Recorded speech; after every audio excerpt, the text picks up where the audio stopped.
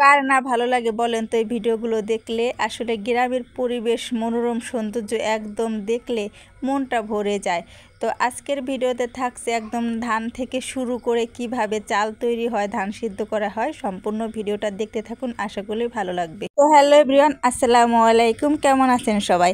আশা করি সবাই ভালো আছেন। যে যেখান থেকে ভিডিওটা দেখবেন অবশ্যই দেখে একটি গঠনমূলক কমেন্ট করবেন। প্লিজ সম্পূর্ণ ভিডিও দেখে তারপরে কমেন্ট করবেন। তো দেখুন গ্রামের ভিডিওগুলো কি সুন্দর, ধান কেটে নিয়ে যাচ্ছে আর এই তো বাড়িতে ধান চলে আসছে। ধানগুলো আগে রোদ্রে দিয়ে শুকিয়ে নিতে হবে, তারপরে আবার পানিতে ভিজিয়ে রাখতে হবে, তারপরে আবার সিদ্ধ করতে হবে, তারপরে চাল হবে। আসলে গ্রামের মানুষ কতটা পরিশ্রমী করে, আর শহরের মানুষ আমরা যারা শহরে থাকি অনেক বিলাসিতায় দিন যাপন করা হয়, কিন্তু অসুস্থ আর সারে না। শহরের মানুষ কিন্তু বেশিরভাগই অসুস্থ, আর গ্রামের মানুষ দেখেন কতটা পরিশ্রম করে, তারপরেও কিন্তু আলহামদুলিল্লাহ অনেক অনেক সুস্থ। আর শহরের মানুষ অনেকটাই কাজ কম করে নাই বললেই চলে। কাজ মানে আছে, ঘরের অনেক অনেক কাজ আছে, কিন্তু গ্রামের তুলনায় কিছুই না।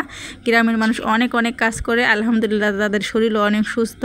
আর শহরের মানুষ দেখেন ঘরের কাজই করে, হাঁটাচলা হয় না, মানে শরীরে বেশিরভাগ রোগ বাসা বাঁধে। তো যাই হোক, এখানে কিন্তু আবার ধান ভিজিয়ে রাখছিল, 2 দিন ভিজিয়ে রাখে, তারপরে আবার এখন সিদ্ধ করতে হবে। তো সিদ্ধ বসিয়ে দিচ্ছে, কতটা কষ্ট করে তারপরে চাল তৈরি করতে হয়। আমরা শহরে যারা থাকি তারা কিন্তু জানি না যে কিভাবে চাল তৈরি হয়।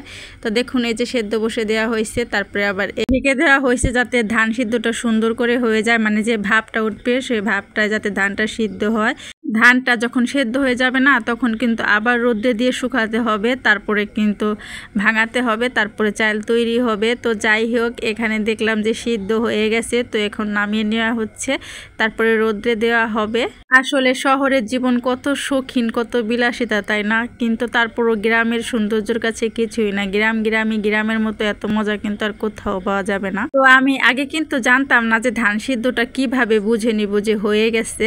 ধানটা নাকি একটু ফাটল ধরে যায়, তখন বুঝে নিতে হবে যে ধান সিদ্ধটা হয়ে গেছে।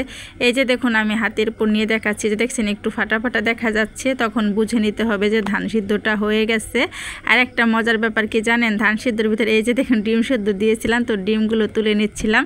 ভালোই হয়েছে, কিন্তু আমার গ্যাসও বেঁচে গেছে আর ডিমটাও কিন্তু সেদ্ধ হয়ে গেছে। তো ডিমগুলো তুলে নিচ্ছিলাম, পরে ঠান্ডা করে খেয়ে নিব। গরমে আমি ধরতে পারতেছি না, প্রচুর পরিমাণে গরম ছিল। দেখছেন কিভাবে ধোয়া উঠছে ধান থেকে।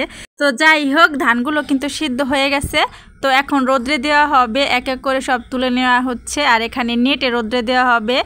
মাটিতে আগের মানুষ দেখতাম যে মাটিতে দিত, কিন্তু ইদানিং সবাইকে দেখা যাচ্ছে যে নেটে দেয়, নেটে দিলে নাকি ভালো হয়। তো এখন আবার রোদ্রে দেওয়া হয়েছে, 2 দিন পর্যন্ত কিন্তু এভাবে রোদ্রে দেওয়া হবে, তারপরে নাকি ধান হয়ে যাবে, তারপরে আর কি চাল ভাঙাতে হবে, তাহলেই কিন্তু কমপ্লিট। এভাবেই কিন্তু চাল তৈরি হয়ে থাকে। এটা হচ্ছে হাতের চাল, খাইতেও যেমন মজা আর খাইতেও কিন্তু অনেক পুষ্টি।